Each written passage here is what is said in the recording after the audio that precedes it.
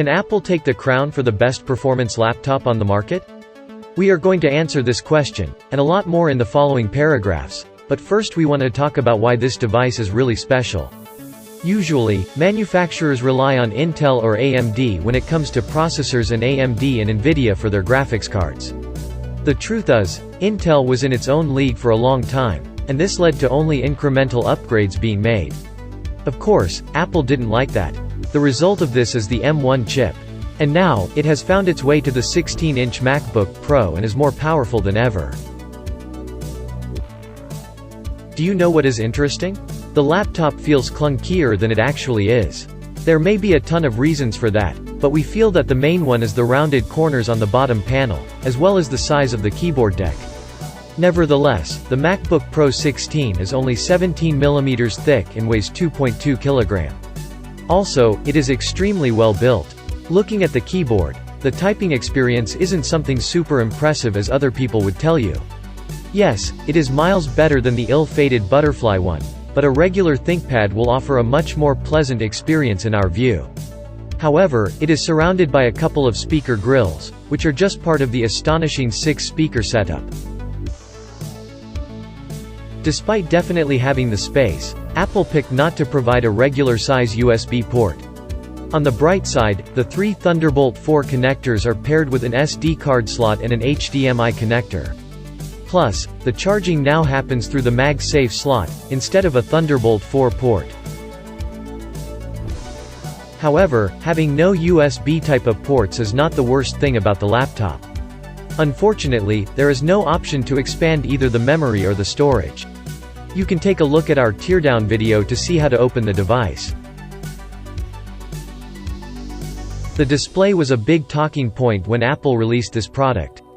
Its backlight comprises 10,216 mini LED spread across 2,554 local dimming zones, which provide a very appealing image, resembling the deep blacks of an OLED panel. It is able to reach up to 1600 nits in HDR mode, and about 500 nits in SDR. As always, the manufacturer has done its homework. There are a ton of color profiles meant for work with web content, professional photography, and even cinema. This task, of course, is made significantly easier, since Apple has full control over the software, which allows for better integration of the hardware. Only 2 per 100 people watching this video are subscribers. If you decide to just start following us, we'll be able to reinvest more in our laboratory, thus making even more helpful videos for you. Thank you, you're awesome. Another advantage of that is the efficiency.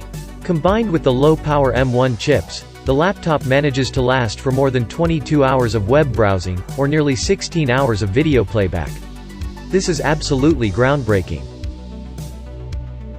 As you know, the highlight of the latest MacBook Pros is the M1 Max SoC. It has 8 performance cores, 2 efficiency ones, and 32 core beastly graphics cores.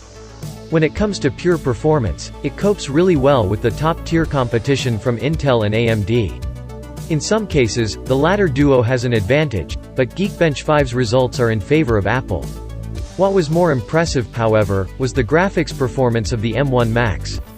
In synthetic benchmarks like 3DMark's Wildlife Extreme, it beats the 130 watts RTX 3060.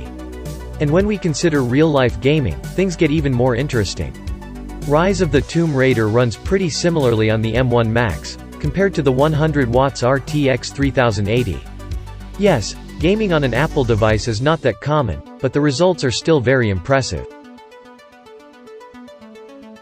On top of that, the fans were barely spinning. This is probably the biggest advantage of owning a 16-inch MacBook Pro these days. Absolute comfort during any kind of load. This allows you to have a proper online conversation, while you are rendering a huge video project. Without a doubt, the M1 Max is the most powerful chip ever to be put on a MacBook. Wow, this sounded an awful lot like Apple itself. Let's paraphrase, the M1 Max is the best all-around laptop chip to be ever made. This makes the MacBook Pro 16 one of the best laptops money can buy. If you are a professional, you will definitely take advantage of the amazing display, while the battery life and the speakers will simply make you a whole lot happier. We have to say though, that we're not big fans of the notch above the display, nor the lack of USB type of ports. Thankfully, a simple $20 dongle will fix this issue. What can't be easily fixed though, is the lack of upgrade options. Then again, this is Apple, and we weren't surprised whatsoever. Still, in our view, the advantages outweigh the quirks, and we feel that you should definitely invest in a MacBook Pro 16 if you are a professional. Should you want to see the rest of the tests and more details about the device, you can check out our in-depth review. The link is in the video description below.